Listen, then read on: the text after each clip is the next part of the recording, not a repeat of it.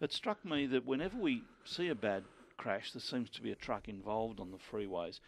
Do you have any figures on how many of the freeway crashes actually do involve trucks?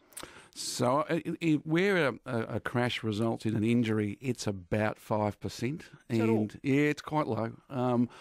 Although trucks, heavy trucks, which we define a truck as more than 4.5 tonnes, so trucks make up about 3% of the vehicle load out there.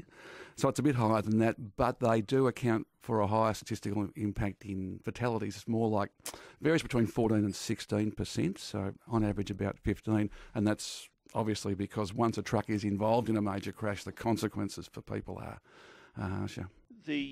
Speaking of the trucks, where do we stand with the trial beyond the Geelong Road of restricting lanes for trucks? So this is the trial that we've been doing on the Monash. Yeah. So we've suspended that trial that had the variable speed, yeah, and we'll be instigating a right-hand lane ban for the trucks once we've completed the installations of the gantries that we're putting in from Warrigal Road out. So that'll be a bit later on this year. So what area will it cover? It'll cover from Huntingdale Road out towards Eastlink. Okay, and then no further.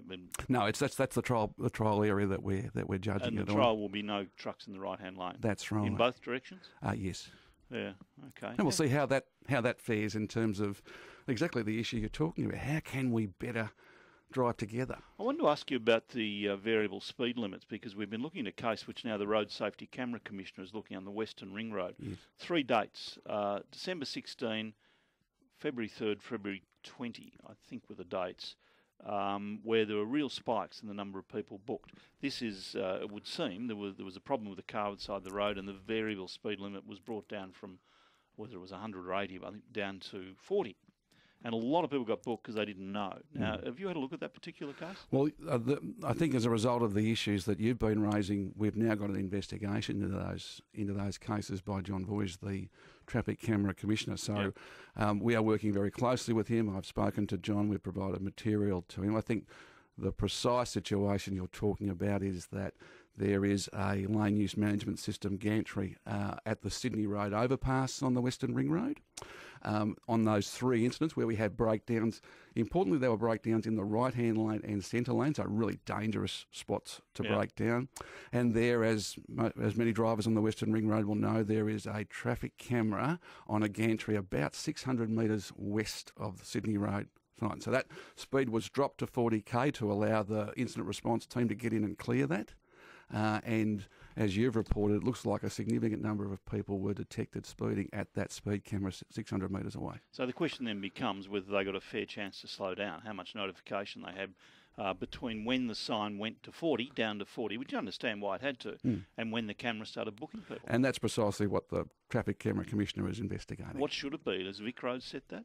Well, again, we've provided a lot of information to the Commissioner. I would expect his decision to be very, very soon. And when that comes out, I'm quite happy to come and talk to you all over the phone as to whether there's something we've learnt from it, or there's more that we could do, or in fact what we had was right. Well, who sets that? We do.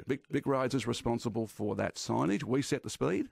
Yeah, but you're also responsible for the period of grace between when it goes from 80 to 40. When do people start getting booked?